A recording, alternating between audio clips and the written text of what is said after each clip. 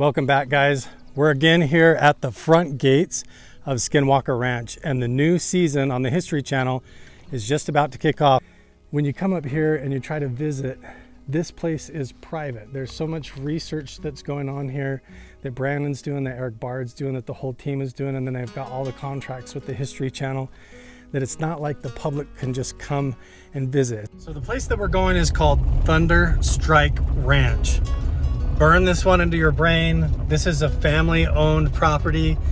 This is the family that owns all of the cows that come and graze at Skinwalker Ranch. And now they've just bought 50 acres with a cabin and an Airbnb. And one of the first things they did was message me and invite me to come up here and install one of the modular sensors. Which way is it to Thunder Strike Ranch? That way? Okay. Staying in that little cabin right there. That or the teepee. If the Mupas is gonna work or not. Hey, the door's open, nice. I think I'm good to go in. This is where we're gonna be staying. Whoa, this is sick. So like whole groups could come up here. In the future, I want to do like a dude ranch, you know? Yeah, whoa, this is way bigger than I thought. Yeah. And when I went and checked it out, I found a whole set of bones in there. That's like a big coyote or something. Massive. There's so much stuff moving around in the sky up here. It's pretty wild. See that?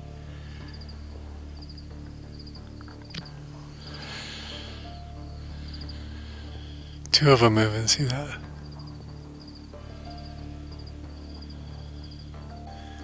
Another one. As soon as I stop recording, I look up and I spot another moving light in the sky. And they're all moving at different paces, different speeds. Another one. Two of them, look. Like a dozen bats flying around above my head right now. Whoa, big shooting star. I'm having so much fun, you guys. This is amazing. There is a connection between the paranormal, UFOs, and the myths of ancient history. The clues are scattered across the landscape from a forbidden past, maybe even in your own backyard. There is a connection between the true nature of our reality, consciousness, and the unexplained. I'm Carl the Crusher. Let's explore the unknown.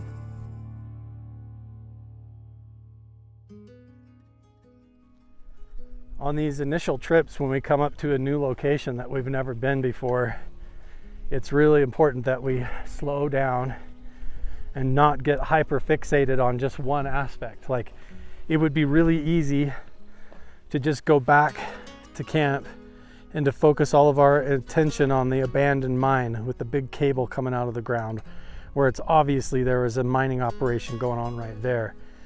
But then who knows, we'd be missing an entire amount of context or background and a whole lot of other stuff that could be going on just because we don't take the time to explore the full property. Donovan and his family have only owned this land for about 2 weeks.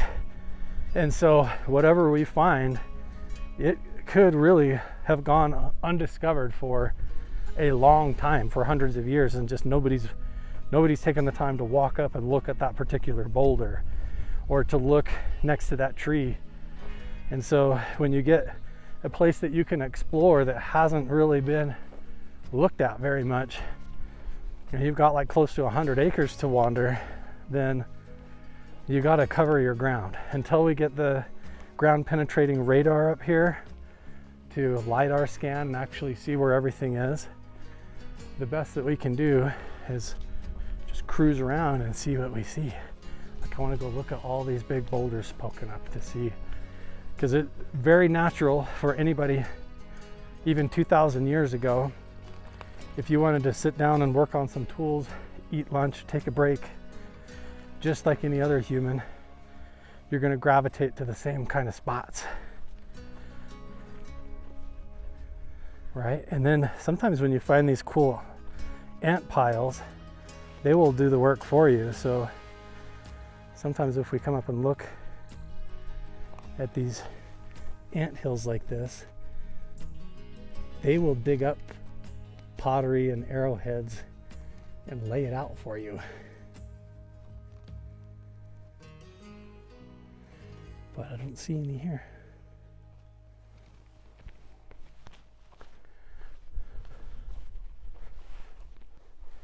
See, here's a big one.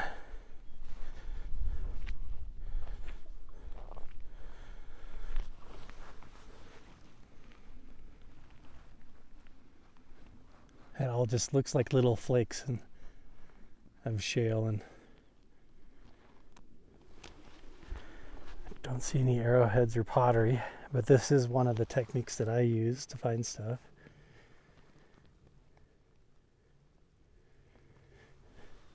Looking at ant hills. So I'm standing on top of this rock on top of the ridge here, and I have a really good phone signal, so now my phone's catching up, like bing, bing, bing, bing, like a ton of messages. And I got a message in from Chris Bartell.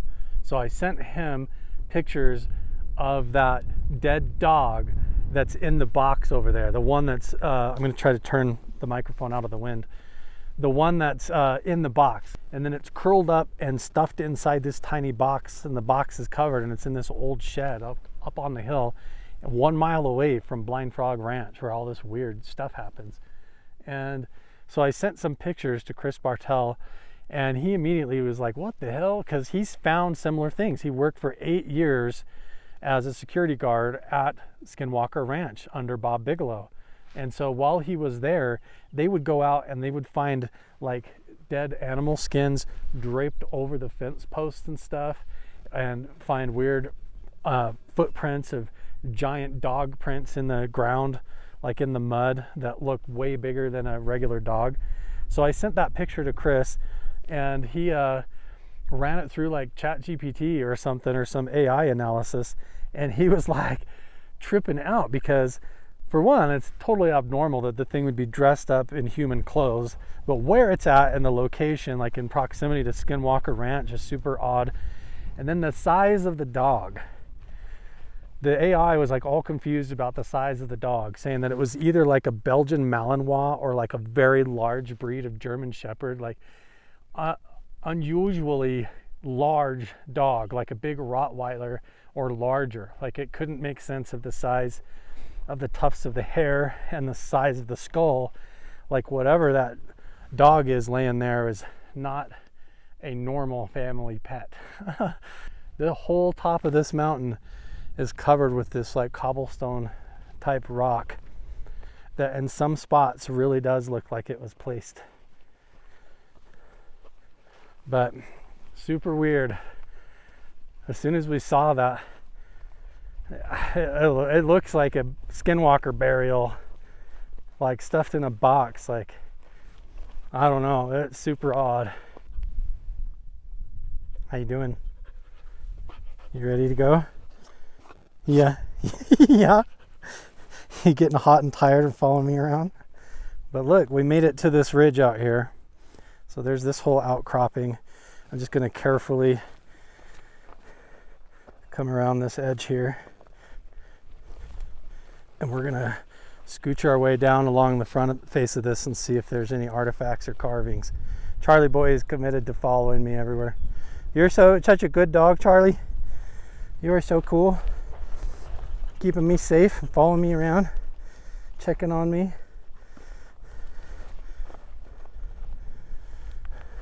Now, this is snake heaven. We're going to really watch ourselves here.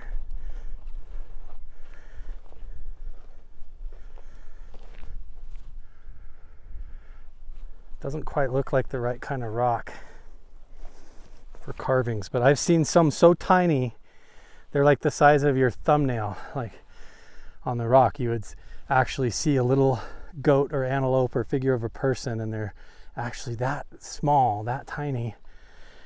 And so, you know, I don't just dismiss it.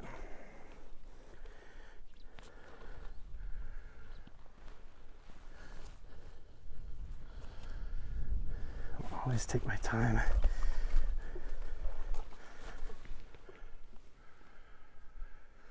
And I want to be thorough because it's like, when am I going to want to have the energy to hike all the way back up to this exact rock again?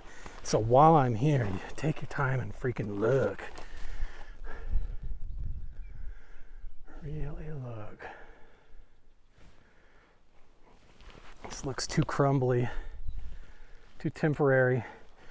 They would have picked more permanent faces. It's definitely a rodent den right there. No petroglyphs here. Onward. Okay, we're going to cross over and start following along this entire ridge all the way back. This is where these two hills converge together, and then there's this crack that runs down, so really highly likely that there would be stuff right in there. But also, if this is where the rain comes down and there's ever like a little runoff or a creek, and this is like the view to look down, right here is ideal camp spot. Like maybe right here, a flat area. Somewhere would be like a camp spot here to overlook who's coming and going up the valley and up that slot. So if we look around, as soon as I started saying that, my intuition just went bonkers. Like, ooh, I got this whole elevated feeling go up through my spine. It feels like my brain is tingling. Like if I was Spider-Man, I would say my spidey senses are tingling. This is how I feel right before I find something.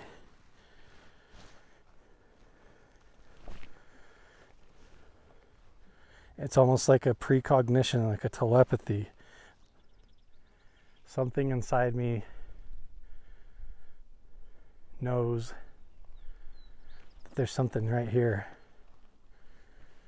If I just slow down.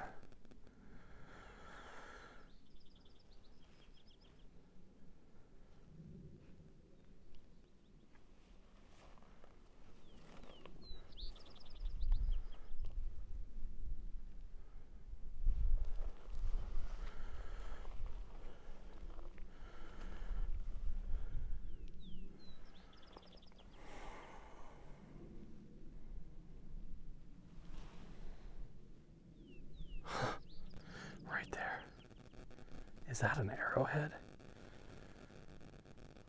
If that's not an arrowhead, that's definitely a flake. Look how it looks like it was just set there.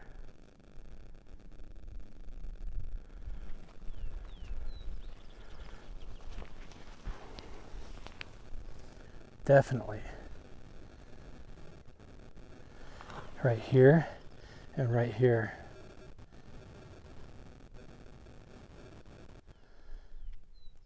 This is tool making, Native American tool making.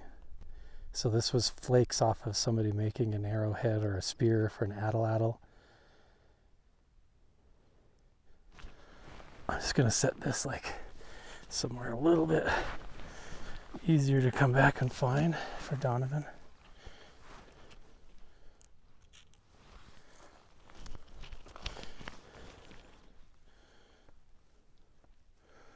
All this, look.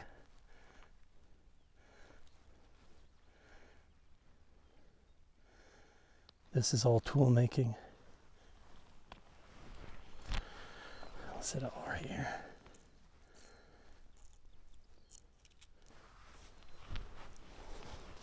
See?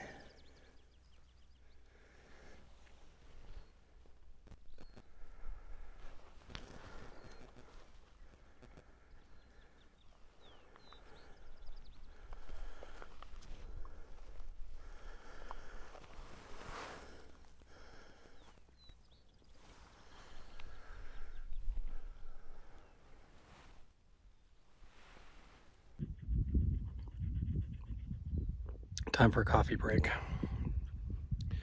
We're getting tuckered out. I've been sharing my bag of beef jerky with Charlie, but so far so good. I'm out of water, so all I've got is coffee. I don't know if that's a good idea to give the dog coffee. I'm going to trust that you can get your own water when you're thirsty. We're not too far from the house, actually. Well, we followed this road way up there, clear back around there, all the way up, zigzagged across here, went up on top, came back along that ridge, dropped down here, and we just had lunch right down there. And now we're gonna walk up here on this ridge line and keep looking for artifacts and petroglyphs. I'm still following like these cattle trails, game trails. Look how cool this old juniper is, big one. But this kind of stone is not quite right. It's too small and too crumbly. We need to find some big rock faces to look around. So I'm gonna kind of keep my elevation up, stay up on the top until I find a good surface, and then I'll drop down and check it out. Got some kind of a den. I mean, that's pretty decent size scat outside of the hole here. So I don't know if I want to go stick my face down in front of this thing. Go back up around the other way here. Whatever's in there, we're just going to leave it alone.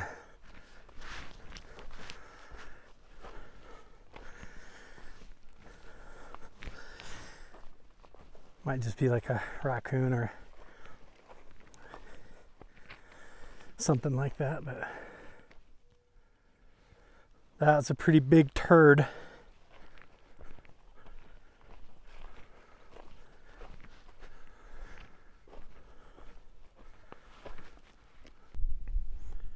What a view.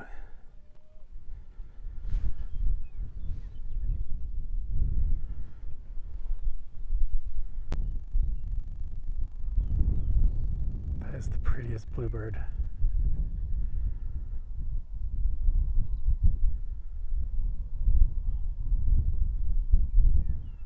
Look how pretty that bluebird is. Wow.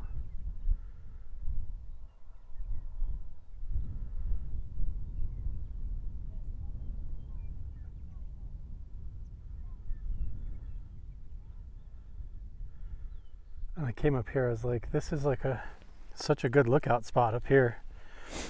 And I thought maybe I'll sit down here and rest for a second on this rock. And then lo and behold, I'm like, hang on, look it down here.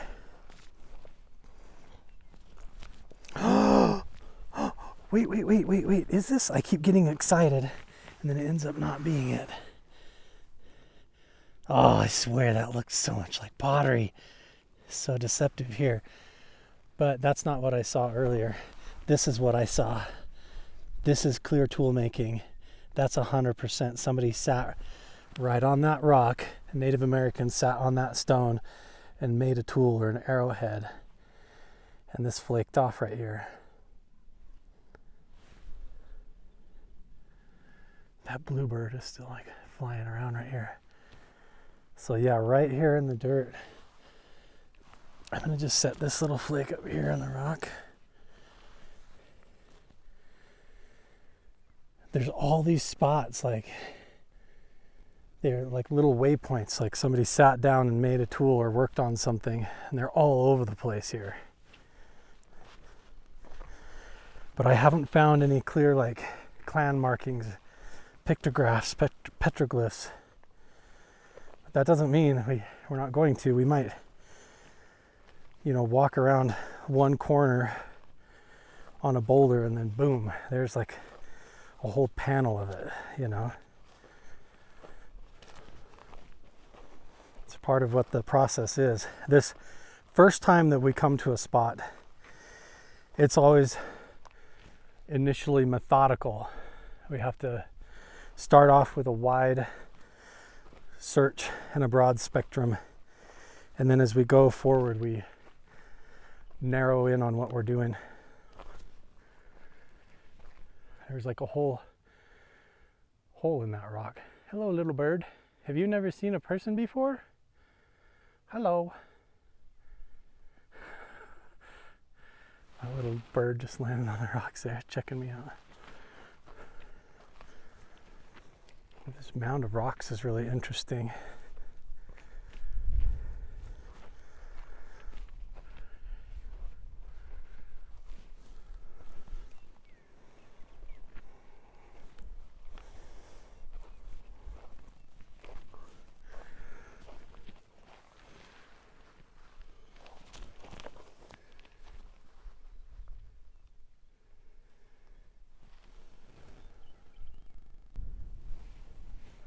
I've kind of moved back north towards the fence line in the direction of Blind Frog Ranch, which is literally right there. If I crossed over this fence and hiked up to that ridge, I would be looking down into Mosby Creek and at the film set for the TV show. That's how close I am right now. But I don't know about you, it kind of looks like a cart path or like a stone path that comes up through here, but I really can't tell. It kind of looks like it, and it might just be the way it looks because these rocks are the right width apart, but it kind of feels like it goes up over this way. I don't know, but I wanted to come over here because there's this whole row of rocks, and we keep finding just little spots where somebody would sit and make tools, and I feel like, oh, we're just so close there to finding like an actual encampment. But I feel like what we're finding a lot of is just like little spots where people were staged up to go hunting, or where people were just sitting and taking a break. And we are finding them though. We're definitely finding spots where people sat down and worked on their tools, potentially hundreds if not thousands of years ago up here. So that's all cool. But it'll be a whole other thing if I can actually find a clan marker or a petroglyph symbol, something that we can sort of match it up with a date and a timeline. Anything cool like that. These would be great petroglyph boulders, but I'm not seeing any still.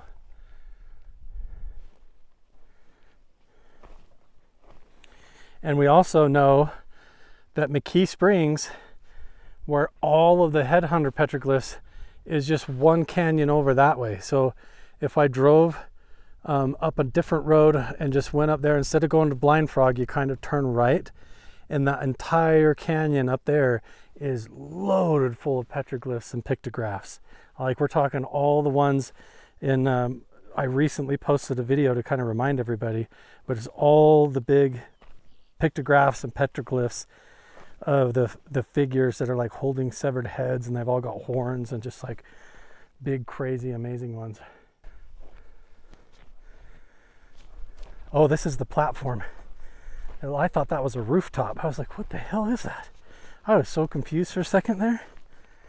This is that camp spot. I visualized this as a roof, and that there was like a structure built in the hillside. This is that spot that we were at earlier. Okay, now I know where I'm at. I was a little bit turned around there for a second. I was like, what is the house doing up here? But this is where that hammock is. This would be an awesome spot to actually set that hammock stand up. Take that gross hammock off of there, bring the stand up on top of this platform, and actually sleep in a hammock and watch the stars to look for UFOs. That would be so cool. Okay, so we're kind of back where Donovan brought me. Okay, this is something here for sure. So here we are, just right down from that platform, and look at the soil here. It's like, I know on camera it kind of just looks gray. Through my polarized sunglasses, it's like blue. This dirt looks like purple when you cut out the UV. And I wonder if this is the same kind of blue stone that Dwayne up at Blind Frog is like smelting, and it's turning out this weird material. Look at this stuff. That's kind of crazy, and it's got like iron in it. Look at all the iron. It's like rusted. This might be like a whole gold vein underneath all this down in here. This geology is super weird. It's all blue dirt. It's completely, the ground all through here looks just, through my sunglasses, looks bright purple. Super weird. That would be worth digging up and like sampling that though, to see the mineral contents right there. There's like patches of it coming out of the ground. Let's just kind of follow it over here and see. Another big patch right there, look.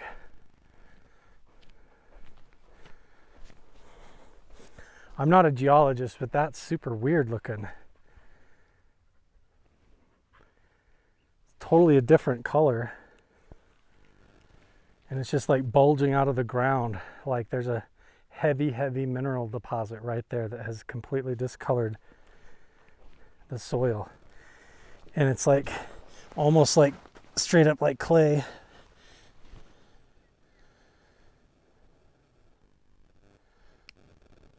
Crazy. Let's just follow down this and see what we see.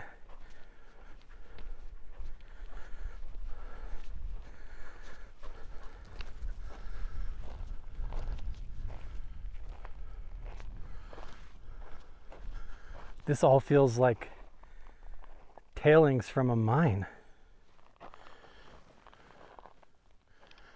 What the heck? It's just like all flaky on the top though. Something about the geology right here is bonkers. Look at the iron oxide in this.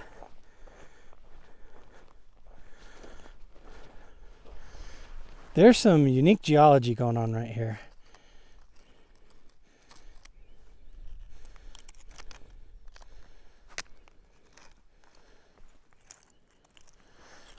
I need to have my friends Mike and Greg come up here and look at all this.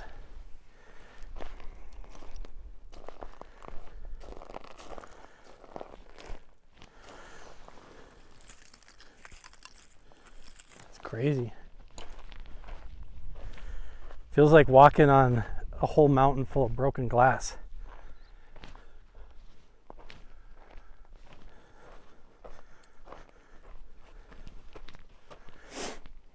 I just want to look over here and then I might turn around and keep following this down. That might be part of it. Well, here's a trail. This is the road that obviously goes up to that spot. Oh, okay, I know where I'm at. Okay. There's a lot of this that I've had a whole private conversation with Donovan, and some of this we're not going to talk about. I've shown you enough right there, but we're not going to go into any more about that. It'll be to be continued, because I just on my own accord right there ran into something. This is the Spanish cart path. This is the mine cart path. The one that Donovan's riding on his dirt bike, where he goes up to that stand.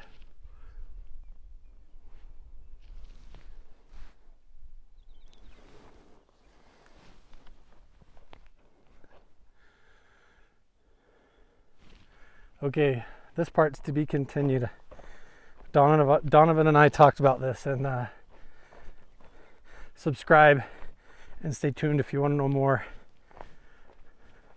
I'm going to head back down to the road, but that was really validating that I just did that. All that, I know it just looked like I was finding weird blue dirt and iron oxide, but that whole, just what I did stumbling across that right there, as soon as I realized where I was,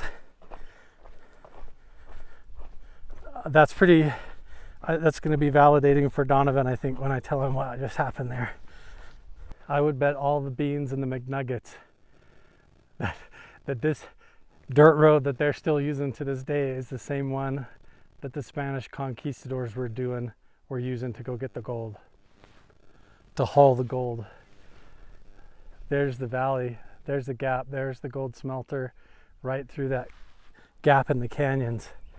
And I walked a long way, the whole way, not even looking for it, got lost, stumbled the back way up on it, and ran into the same conclusion, and then wound up on this dirt road, and it's pointed straight shot. It's like they're still using the same trail. This is probably the Spanish mine trail right here, and they're still going up it on their four-wheelers. Isn't that wild? So I've been using the thermal imager and all these gadgets, hiking all over trying to look for clues as to where it could be. They're still using it. It's right under your nose the whole time. Well, we're back at the cabin now. Charlie's followed me all the way back. Such a good dog. Oh my gosh. I've had such a good time going out and hiking with this old boy. Oh my gosh. Such a cool dog. But wow, the sky here is just stunning. And I'm telling you, I don't want to jump to any conclusions, but I was just sitting here meditating, and right in this gap in the clouds right there, there was a white cylinder. And right when I looked up at it, in my mind I went, oh, and then it went and moved off to the right. It was right there, and it went into the clouds. As soon as I pointed it out to myself, I was like, there, what is that? It like moved off into the clouds. But see, now I'm skeptical because look, there's an airplane. So did I just look up and catch an airplane? But there was no contrail. It was just like there. But we're so high up in the mountains up here that the clouds and the sky and the stars at night, they feel like they're right in your face. Like you could just go grab it out of the sky like cotton candy. It feels like it's all right there. Okay, we are setting up the MUPAS device up in the lodge. We've got power to it finally. Dr. Segala included this whole extra antenna that I'm not sure what it is. It has a whole USB plug-in in the back. I'm gonna have to ask him what this is for, because it could possibly be an additional sensor that isn't normally included, but it's also, this could be just like a range extender, so it can detect more from a farther distance. But this is where it's gonna be, in the central area in the lodge up here at Thunderstrike Ranch. So if you come and rent the Airbnb and you stay in that cabin or in the teepee, you can come up here and hang out in the lodge while you're like making your meals and stuff like that. And the actual MUPAS sensor is right here collecting the data. So anything that flies over, if there's a UFO, paranormal activity, or anything that happens on this property, we can actually capture the 5 sigma level scientific data to prove that it's not imaginary. We can actually get the scientific data. And this was all built by Dr. Jim Segala. So really cool. It looks like it's booting up for the first time right now. We're gonna get it going, and then I'm gonna set it up top here, so when people come and hang out, it doesn't accidentally get bumped and moved around too much. But we might end up mounting it on the wall in the actual cabin itself up there, once we get the Wi-Fi range extended so that it'll reach that far. For now, in the lodge, it's gonna be really cool. Okay, let's see if we can get it going here. Yeah, Donovan's gonna try to figure out how to do this now. So there's a stylus pin you can use. So yeah, just hit setup. There we go. And then set up Wi-Fi. Okay. And then I'll just get away from you and you type in your Wi-Fi password. We're relocating again. Okay, so we're gonna put it in here into this shed. We gotta get it closer to the Starlink so we can get it to connect here. This will probably work. Yeah, I think so. Uploading, yep, it's working now. We got it. Sick. Okay, plug that USB in the back there. Alrighty. And then, now when you get a minute later or when you want to look at the data, what we'll do is on the back, I don't want to show everybody, but on the back there's actually an identification for this unit. Gotcha. So there's like a whole number, and then there will be a login. So when you're ready, just like text me and we'll get you on the website so you can start logging all the data and doing the journal entries. But That'd be awesome. it's going now. It's collecting 5 sigma level scientific data, paranormal phenomena. It's set up, huh? You're Ghostbusters That was pretty now. easy, That yeah. was it. Yeah. Plug and go. Not too bad. That's amazing. Hello, baby goats. Hey, what are you doing? Donovan's hooking me up with a whole bunch of Lightning Springs Ranch beef from the cows. And man, I couldn't be happier. I'm so stoked to go home with a whole cooler full of beef. That's gonna be amazing. What an awesome trip this has been. Holy smokes. Charlie, I'm gonna miss you. You are so cute. And I think you're a girl. I've been calling you Charlie boy, but I think you're a girl. Oh, and the goats. This is like a whole little hobby farm. It's come up and it's like therapy just to hang out and hike and pet the baby goats. Hi. I've had so much fun on this trip. Holy smokes. Big old ribeyes. Holy crap. A couple of them in there. Donovan, A you're couple of too porterhouse kind. steaks. This is so generous of you. I can't believe you're giving me all this meat. Absolutely. Then we got a couple roasts in there. No way. 2 pounds of ground beef. 3 or 4. So This is amazing. these are some brats, and they were kinda, they thawed out. So you Eat just these use them first. whenever you can. I'm gonna eat one tonight when I get home.